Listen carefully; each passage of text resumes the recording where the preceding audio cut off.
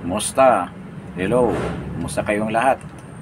Ah, Magandang gabi sa inyong lahat. Good evening to everyone, sa mga regular viewers natin at sa mga OFW nating mga viewers. Magandang gabi sa inyong lahat.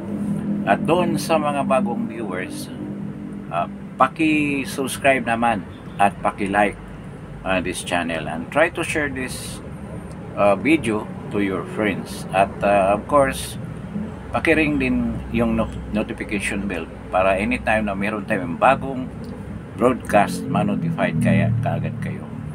So, ngayong gabi na to, gusto ko lang magpasalamat din doon sa mga bagong subscribers natin. Thank you po sa pag-subscribe ninyo. Pagdating ng ilang araw, if I have the names ng mga bago nating subscriber, I have to shout out dito sa channel na to, including yung mga dati ng mga viewers, subscribers natin na nandito sa channel na to. So maraming salamat sa pag-subscribe ninyo. At this evening, ang pag-uusapan natin itong tungkol dyan sa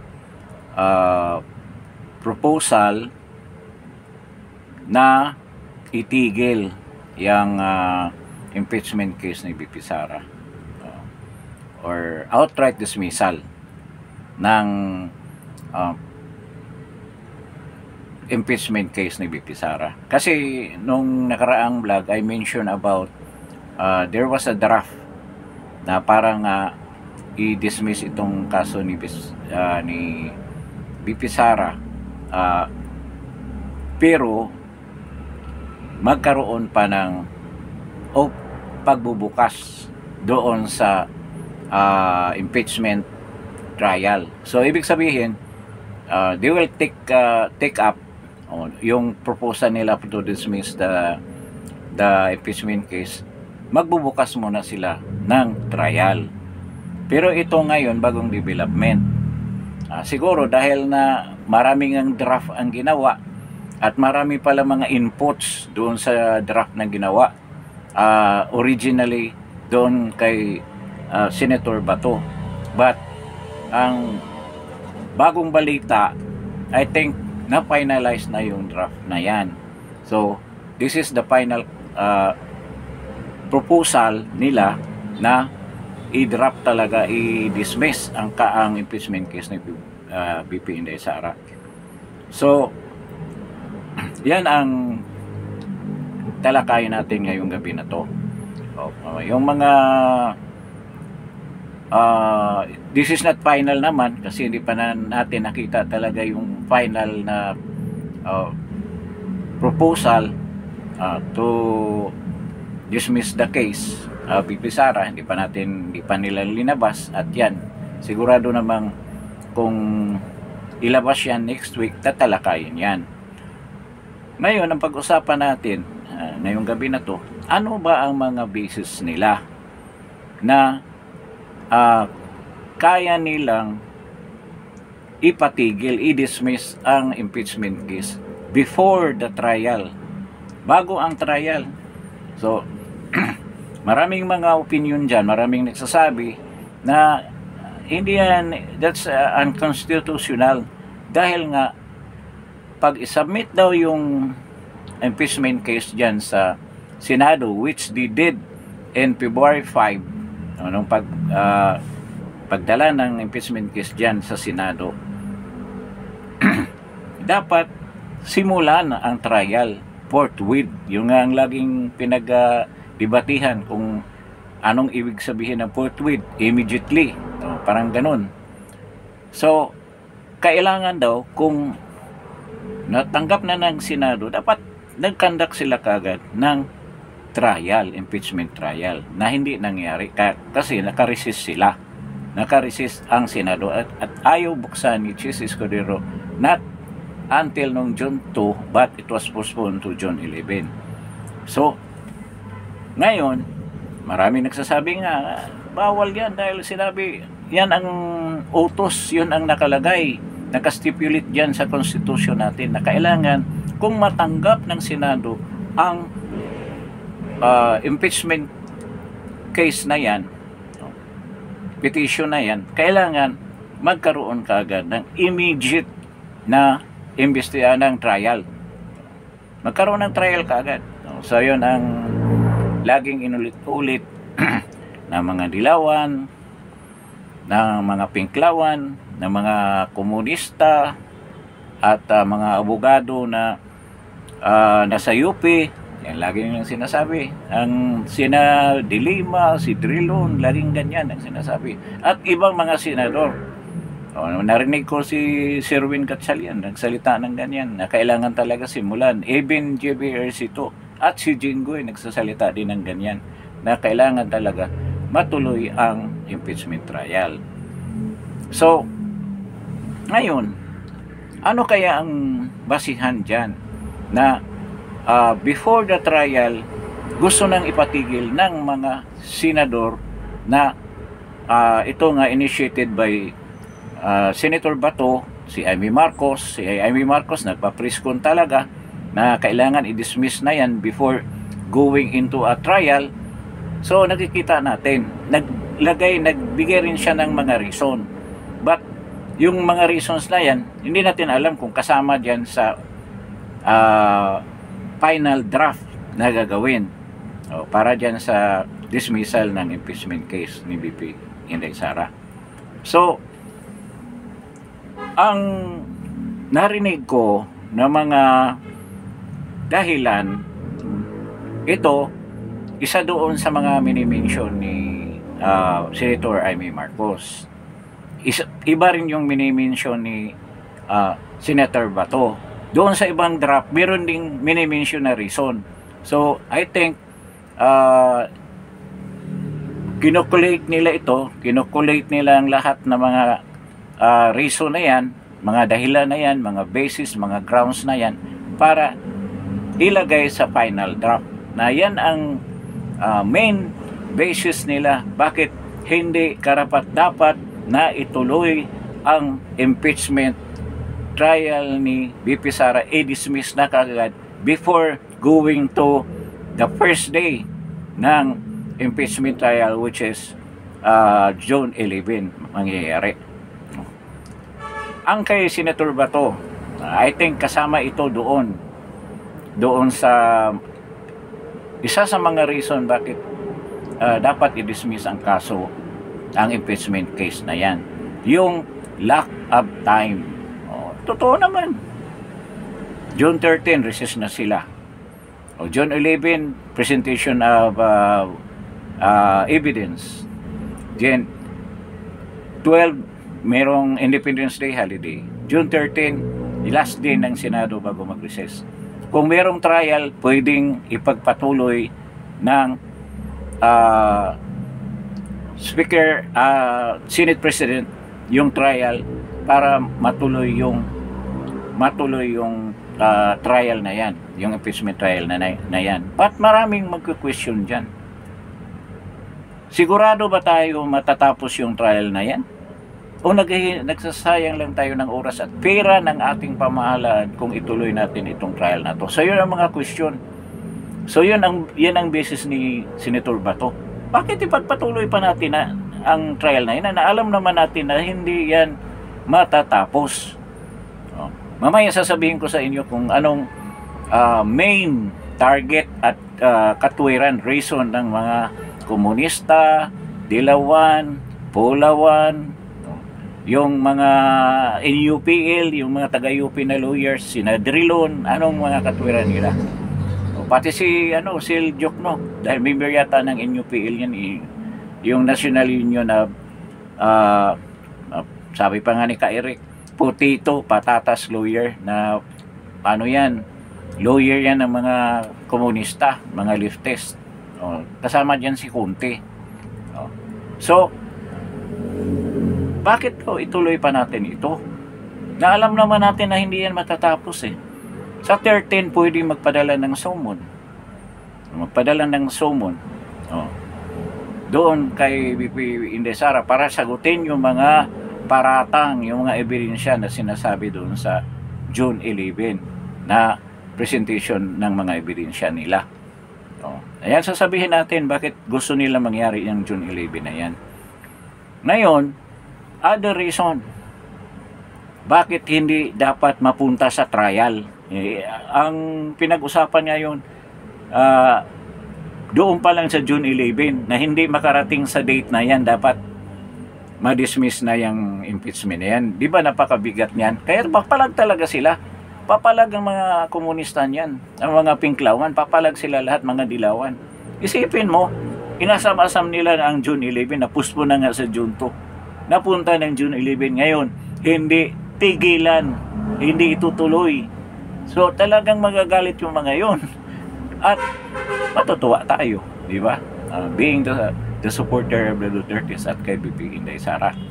So, ngayon, anong ibang reason? Kasi itong fourth impeachment petition, impeachment complaint, impeachment case, di ba tatlo na yung ang sinasabi ni Chis Escudero na yan, yung tatlo na yan, halos isang buwan yung inupuan. Isang buwan o 3 buwan yung inupuan yung tatlong impeachment na yan. Nung dumating yung impeachment number 4, yung pang-apat, tsaka na lang kayo nagmamadali at malapit na mag-recess ang Senado, tsaka nyo sinabit niyan, pinasa yan doon sa Senado. Kuni-question nila, ba't inupuan nyo yan? Tapos ngayon, sasabihin nyo sa amin na kami ang nagdi-delay. Yan ang sabi ni Jesus Escudero at sinabi rin yan ni Amy Marcos. Doon sa pinasa nilang 4 na hindi pinasa na 3, may question na doon. Bakit hindi nyo yung 3 na yung binigay sa Secretary General si Velasco, bakit hindi nyo para maibigay kay Martin Romualdez? Hindi nila ginawa yan. Hindi ba yan violation? Yun ang isa sa tanong na sa tingin ko nakasaad yan sa reason bakit hindi na dapat ituloy, dapat i-dismiss ang impeachment case ni BP Sara dahil sa pangyayaring yun. So form and substance hindi nag-undergo yung ano na yan, yung itong fourth, hindi na nag-undergo dahil pinasbreak na nila kagad yan Hindi na dumaan ng Committee of Justice ng Kongreso. Hindi na pinagdebatihan, basta pinirmahan na lang nila at sinabmit sa Senado. So hindi na scrutinize kung tama ba yung form at substance ng demanda na ng impeachment petition na yan. So isa yan sa mga reason. Then doon naman sa actually itong mga reason na to nakasampa na to sa korte kasi ito yung mga sinampa ni na BP Inday. At ito ang hinighlight dyan ngayon sa petition na yan, sa resolution na yan, sa resolution to dismiss. So, parang hinighlight nila before siguro magdesisyon ang Supreme Court, nasabi na nila. Pangalawa, doon sa form and substance again, sa pagkaroon ng oras ang mga congressman na basahin ang buong complaint doon sa petition nila at intindihin yung mga nakasaad doon na imposible mangyari for around 300 congressman to read that in 3 hours. Hindi daw yan mangyayari.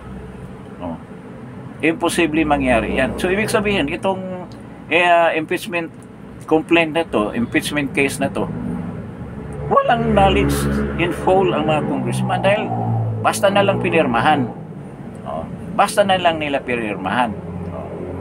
So diyan sa pinirmahan, may isang reason din yan na malamang sinama din nila ng mga senador na nagpigil dito, nagkaroon ng resolution for the dismissal of the impeachment case. Itong pagpirma na puno ng korupsyon dahil mismo si Tubi Chanco na campaign manager ng Alyansa nagsabi in a television, in a nationwide television show Maraming nakarinig, hindi pwedeng i-deny yan, na talagang pumirma lang yung mga congressman dahil nga may binibigay na ayuda. May binibigay na pundo, kaya napipilitan yung mga congressman na pumirma dyan. Di ba corruption yan? So questionable yung pagpirma nila. Pagpirma nila questionable. Yan palang dahilan na pumirma kayo dahil merong nilaan na pundo para sa inyo. Na ito raw akap gagamitin nila sa mga distrito nila. Violation na yun. Pwede nakasama yan dyan sa resolution na yan. So, ito lang ang nakikita ko na pwede isama dyan sa resolution na yan to dismiss the case of BP Inday Sara. Impeachment case. So ngayon, kapag isubmit nila yan, nandyan na yung resolution na yan, isubmit nila yan bago ang trial na pirmado ng majority ng mga senador. Pwede nilang pagdebatihan yan. But wala pang impeachment trial itself. Outside of the impeachment trial pa ang pagdidebate nila yan. Pwede nila pagdebatihan. Ngunit kung majority naman ang pumirma dyan ngayon sa resolution na yan, parang what's the use of the debate? Bakit pa sigurado si Risa talaga will raise a question at makipagdebate dyan. Si Coco Pimentel. Pero wala nang saysay yung debate na yan dahil nakapirma na yung majority ng mga senador. So hindi na kailangan magkaroon ng plenary. Plenary na rin yan, but hindi na pwedeng i-divide ang Senate for a vote. For a vote dahil nakapirma na sila. Not unless kung sabihin nila na ibahin ko yung pirma ko, hindi na ako pipirma dyan sa resolution na yan for the following reasons. Pero hindi yan mangyayari kasi bago sila pumirma, inisip nila 1,000 times kung anong dahilan dapat na kailangan silang pumirma. Nakita na natin. So ganyan ang mangyayari dyan. So yung mga basis nila na dapat naman talaga hindi pa nga tinatouch yung ebidensya kasi wala pang trial wala pa namang trial, so wala pang ebidensya. Yung technicality lang doon sa pag-submit, yung reason na gahol na sa oras, yung reason na merong lagayan, yun pa lang na posible naman mabigat din ang mga reason para bakit ituloy natin ito yung impeachment case na to na tainted with a lot of frailties, maraming pagkakamali dyan sa pinasa na impeachment case na yan. Ba't itutuloy pa natin to? So dito pa lang bago makarating dyan sa June 11 presentation of evidence, hindi na natin ititikap yan. So ito, sabi ko nga kanina, bakit gusto nila na June 11? Ganito yon. Kasi once mag-present ng ebidensya, kahit na mga ebidensya na wala namang suportang katotohanan, basta lang masira si Vice President Sara, yun ang intention nila. Kaya yung mga komunista gusto nilang makarating sa point na yan kahit alam nila na hindi talaga matatapos yung impeachment trial na yan. Gusto lang nila sirain si Vice President Sara, ibuyang-yang sa publiko yung mga sinungalingan nila against Vice President Sara. O yung mga sinasabi nila dyan sa mga accusations nila na wala namang solid na ebidensya. So, para lang talaga masira. Para lang masira. buyang-yang nila, ito si VP Sara, involved, nakakatawa nga isa sa mga accusation nila na sa AGK raw, nung mayor si VP Inday Sara, involved daw sa extrajudicial killing. Bakit sinabihan niyo yan? Na Vice President naman ang sa pagka-Vice President niya, ang kaso na yan sinasampa. Bakit sinama pa rin yung pagka-mayor niya? Nung nanungkulan siya as mayor sa Davao, ba't kasama pa rin yung mga haka-haka ninyong mga accusations? Di ba? Yan, may pruiba ba yan? Doon lang sa hearing sa TRICOM, sa Quadcom, marami sila accusations doon kay President Duterte. Kasama na si VP Sara, si Mans Carpio, si Pulong. Meron bang isang kaso na sampa sa korte natin kung talagang meron silang tunay na ebidensya? Yun din itong mga accusations nila ngayon. Sa tagal na nila inaccuse si President Duterte at saka si VP Inday Sara, meron ba silang nakasampang kaso? Kahit si Dilima nagsasalita, wala silang makukuhang ebidensya. Sabihin nila, takot daw yung mga magwi-witness. Ang tagal-tagal na hindi lumawak ng posisyon si President Duterte. Kaya nga, ang ginawa nila, kidnap nila si President Duterte. Kasi doon, pakinggan pa rin ng ICC yung mga sinasabi nila. Kasi kung isampa nila dito against President Duterte, hindi nila masasampa. Dahil talagang i-dismiss lang yan ng Piskaliya, ng mga prosecutors, dahil walang ebidensya na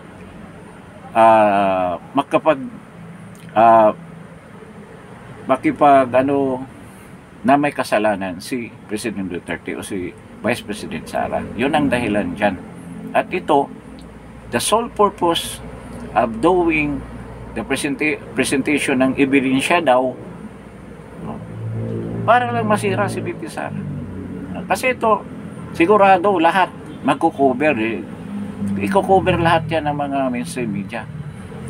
Ngayon nga lang, makikita mo na yung pagbabalita ng mainstream media, talagang may killing sa kanila.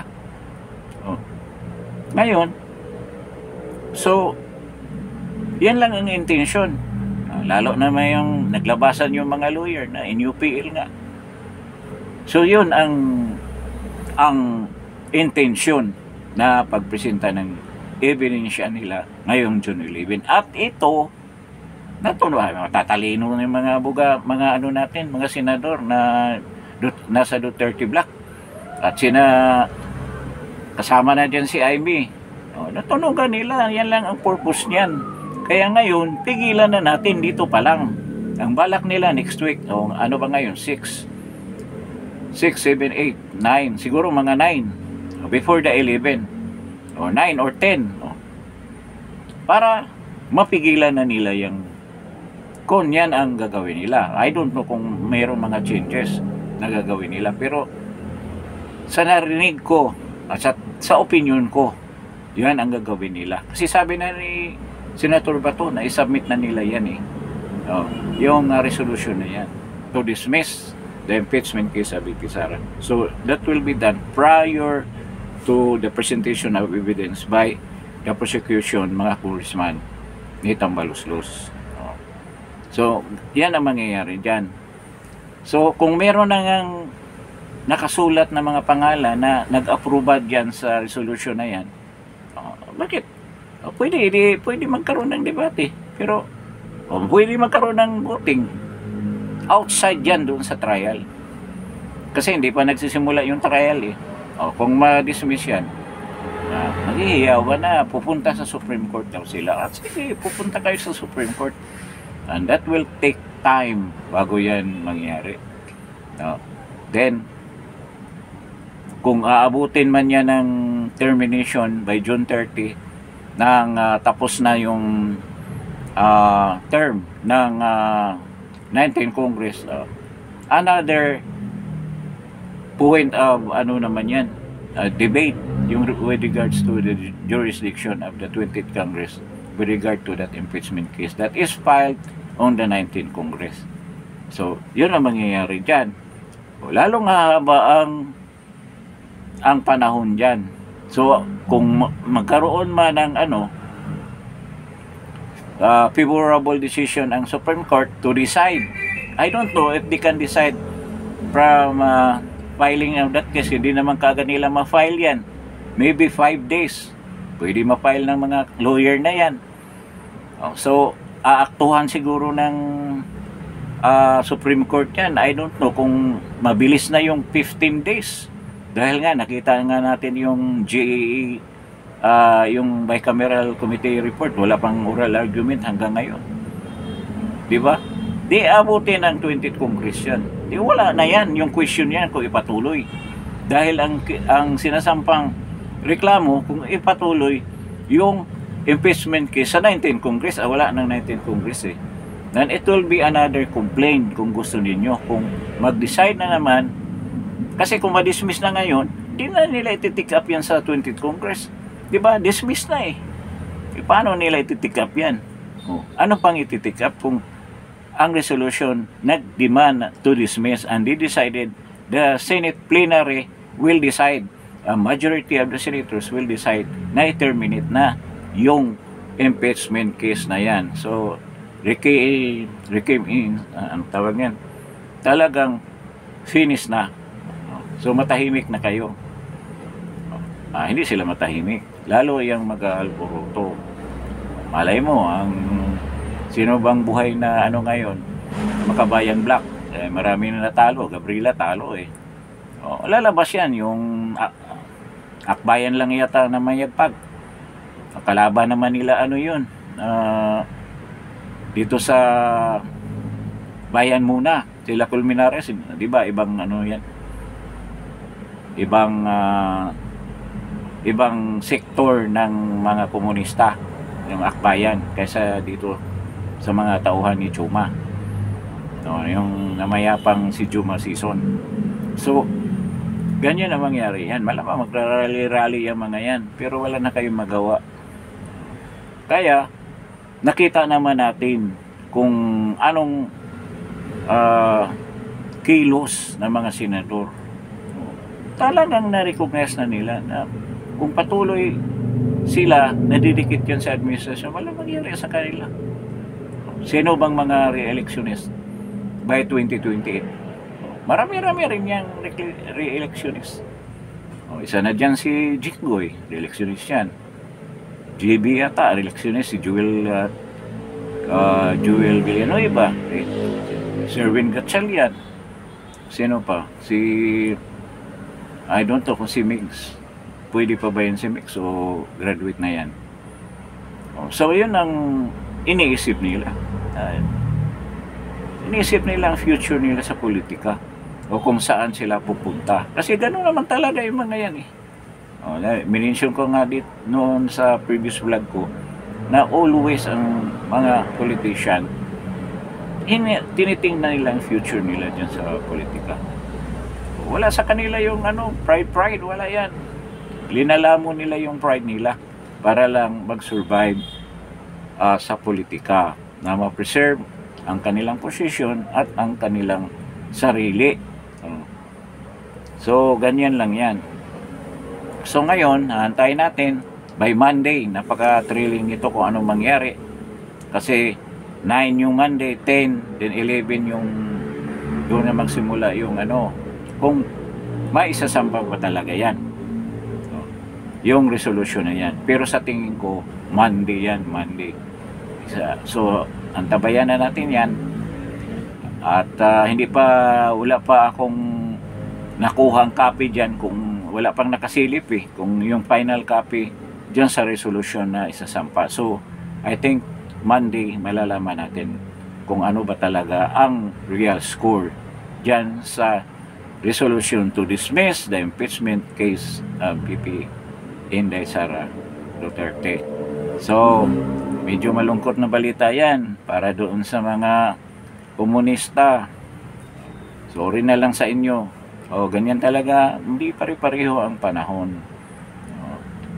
Umiikot ang mundo. Kaya, alalahanin ninyo itong mga sinasabi ni President Duterte na binubuis out din ni Vice President Sara from his detention cell at The Hague na magkaroon din ng panahon na mabaliktad ang lahat at merong mananagot dyan. Merong mananagot. Tandaan nyo yan, lalo na si Torre. Medyo mayabang ka ngayon, Torre, pero pagdating ng panahon, tingnan natin. So, siguro hanggang dito lang tayo sa vlog na ito. Medyo maiksi lang ng konti dahil nga medyo controversial din itong paksa na to at dapat natin hintayin kung anong development yan, anong breaking news na mailalabas natin by next week. So with this, maraming salamat, at before leaving this channel, kindly strike that subscribe button, lalo na dun sa mga bagong viewers natin, and then try to press like, paki-press naman ang like, share, and press your notification bell para anytime na meron tayong broadcast, you will be easily notified. Maraming salamat sa inyo sa pagbisita dito sa Justin Talk News Biz. Thank you and good evening sa inyong lahat.